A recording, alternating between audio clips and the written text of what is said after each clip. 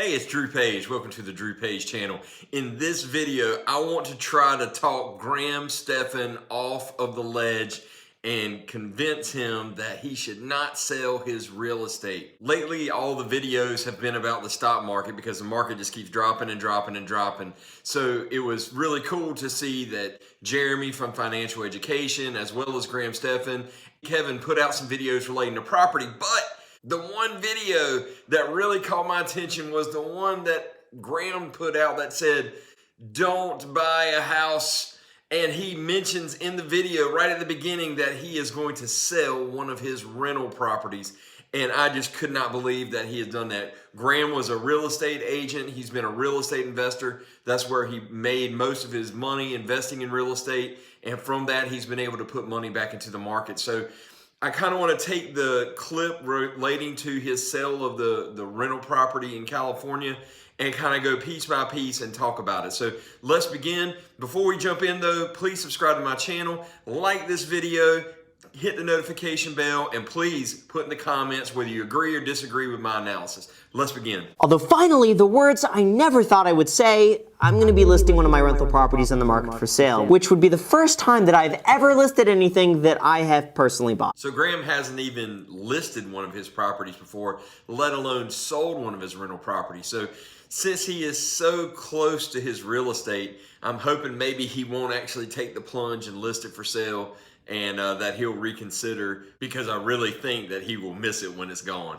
See, when I first started selling real estate in 2008, I heard a recurring theme throughout some of my wealthiest clients. They almost all said that they regret selling their first few properties, and they would have been much better off had they just held. So that stuck with me. His clients must be really wise, because I think that they are going to be proven very right if he sells this property. As he's had these wealthy clients and investors tell him, real estate has just blossomed over time. And one of the greatest ways to see that is through our very own 32 or more unit investor, Grant Cardone. Now, this is a guy who says that you shouldn't even think about buying a single family residence. You should only buy properties that are multifamily, 32 units, and that have cash flow and all of those types of things. But on July 4th of 2021, he did a webinar. And in that webinar, he talked about how he started and grew from a $3,500 investment into a $2.5 billion portfolio, which according to him has now grown even more. And in that webinar, he talks about the first two purchases that he made, both of which were single family homes. What did he say about selling those properties? Now, this is what happened, okay? I sold this place because I got scared. I didn't know what I was doing. I didn't do any homework because I shouldn't have sold this deal. Two mistakes I made. I should have done this 10 times, not one time. And I should have done this, I shouldn't have sold the property. Stupid thing is I sold the deal. I shouldn't have sold the deal. I should have moved on to the next deal. The second deal that I bought, because I had a little bit of information now with the banks, you know, up the street, I had a little office, and I'm like, I'm gonna go buy this house. $92,500. I later sell the house for $125,000. 3 years later. 3 years later, I made $30,000. Now, that's my second deal. I shouldn't have sold that deal. I should have added that deal to one of the many deals that I ended up buying. Take it from Grant, Graham. Don't sell the house. Hold on to it. He even says out of all the apartments, I think he's got about 10,000 apartments now. And with all of that, he still says he shouldn't have sold those two single family homes. So Grant would tell you, hold on to it. Don't sell it. Don't get rid of it. Keep it in your portfolio. There are other things that you can do with it. From that point on, anytime I would go and buy a property, I went in with the mindset that I was going to be keeping it for the rest of my life. So why change things now? Just knowing that if I sell, I have to pay capital gains tax, I lose my cost basis, and I have to find a replacement. So I have largely resisted letting anything go until now. Those are all still great reasons for you to keep that rental house. There's no reason to sell it. The capital gains taxes, that doesn't change unless you're going to 1031 it into something else, as you know. There's the issue of depreciation. You say you've depreciated all of it, but you're getting ready to put all this renovation money in to restore the property. So there's that as well. And then you've also got all the rental income that you can get. And yes, California, there's probably price controls and other things, but I remember that Graham did a video where he said that he has not raised the rents on his tenants because they're all good tenants, they're good people. He hasn't changed the rent on any of them. So even if he just doubles the rent that he initially charged, I don't know if that's within the price control, but I would imagine it would be, especially if he's putting in $30,000 some dollars in renovation. If he doubled the rent, I mean, he's making a killing on it.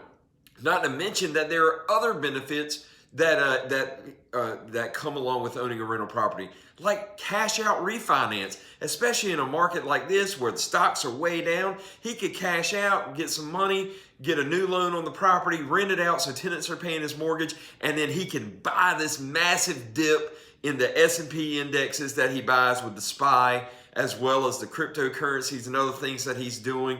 Now again, that's not for everybody. I'm not giving you any financial advice. I'm just thinking of things that someone who is on YouTube giving this type of sophisticated financial advice would have considered, and I'm sure he has because he's a very smart guy. There's no reason to sell this house. There's all these reasons to keep it. So let's hear what his reasons are for why it would be okay to sell it at this point. In my situation, this is a property that I purchased in 2011 for $72,000 in cash, and since then I've had the same tenant paying the same rent for the last 10 years. I honestly had no intention of ever selling it until recently when there was some unexpected water damage, and the insurance company requires that it undergo about 3 months worth of renovation to bring it back to habitability. This gave me the thought that since this area has gone up substantially in value, I now live out of state, I haven't been to the area in several years, I've depreciated the property as much as I can over that time frame. Now would be the opportune time to sell once the renovations are completed. And then I would be able to let go of a relatively turnkey brand new property in a state that has a relatively high tax. In any other circumstance, I would choose just to continually rent it out. But with a fresh renovation on a vacant property, I believe that selling would be a reasonable move, and then I can move that money over to Las Vegas and maybe buy something locally. Even though this is something I never anticipated doing and I still plan to keep everything else, the more I think about selling this one, the more I think it makes sense in the long term. All right, let's break down his rationale. So he purchased the property at a very low rate, $72,000. My first rental property I purchased was $77,000.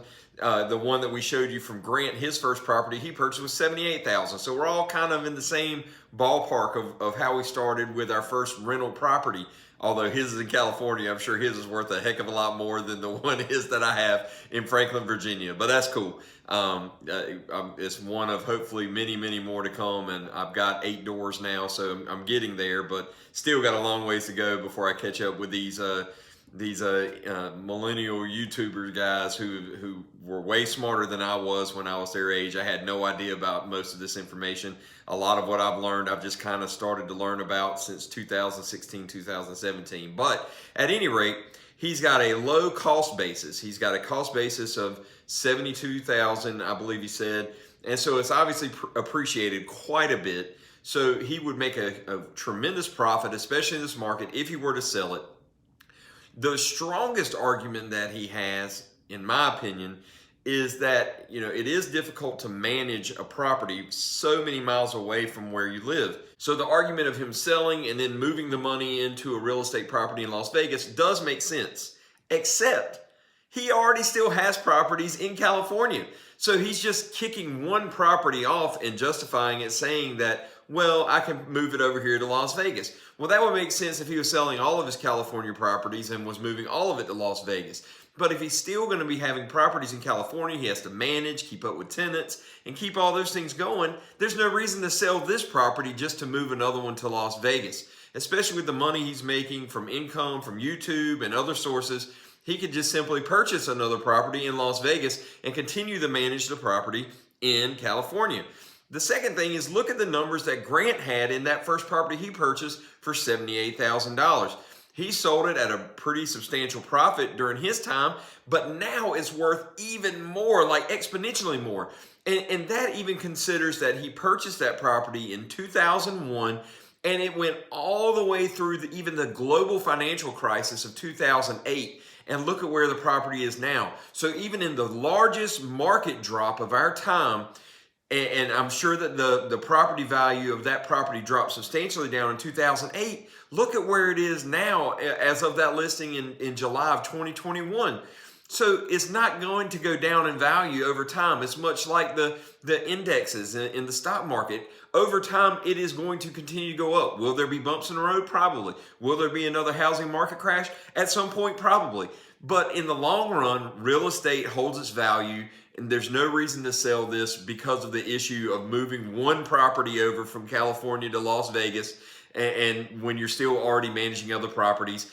And just because you have a low cost basis doesn't mean that it won't appreciate even more, and then you can continue to cash out refi and put that money in the stock market. So I think all of those reasons are kind of bogus. But overall, it does appear as though the housing market is poised for more of the same in 2022. Although at the end of the day, no one has a crystal ball, and even though we have all the pieces of historical data available to us, anything can happen, and it's up to us to make the most of it. I think you're spot on with your analysis about the housing market.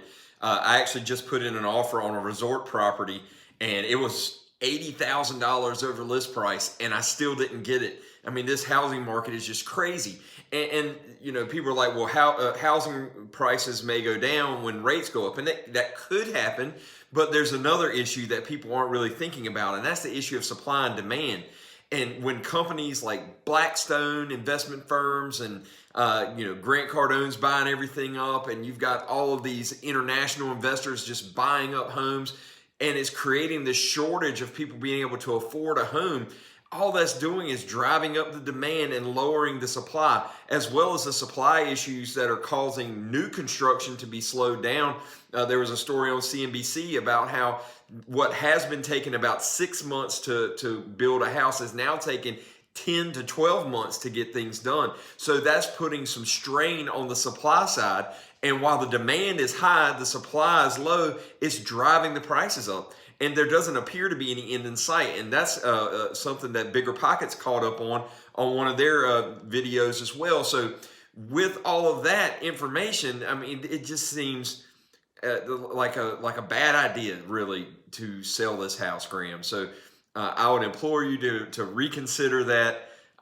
If you get a good appraisal on it, shoot me an email, hit me up, because I may be interested in purchasing it from you for the appraisal price. Unless, of course, you get some aggressive, crazy waiver of appraisal price or some other foolishness, but which is what I dealt with that resort property. But anyway, I hope you found this video helpful.